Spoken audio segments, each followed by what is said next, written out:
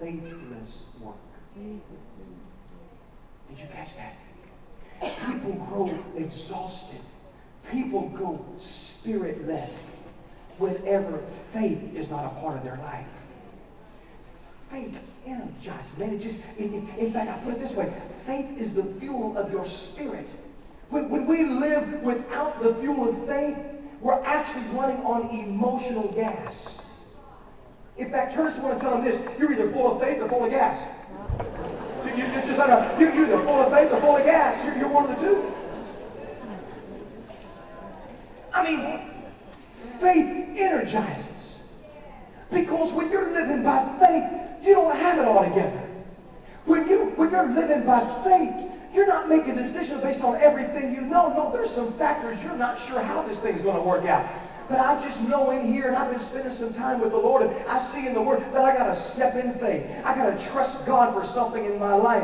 And as long as you keep on backing up and living comfortable and quiet and so safe that you never step out into new territory, you're growing weary. You're wearing down. You're going to come unglued. Your due season is not going to get there. And you're going to think God abandoned you and nothing about this Word works. We got to pull it back together and put some faith back in our life. That's why Romans chapter 1, verse 17 says this: the just shall live by faith. Everyone say faith. Faith. Can I tell you something? When you accepted Christ, you stepped into a faith life. You didn't just add Christ to your natural world, so now you get to check a certain box on the form that says you're a Christian. No. When you got saved, you actually signed up to be in a real world, but believe in a supernatural level of living.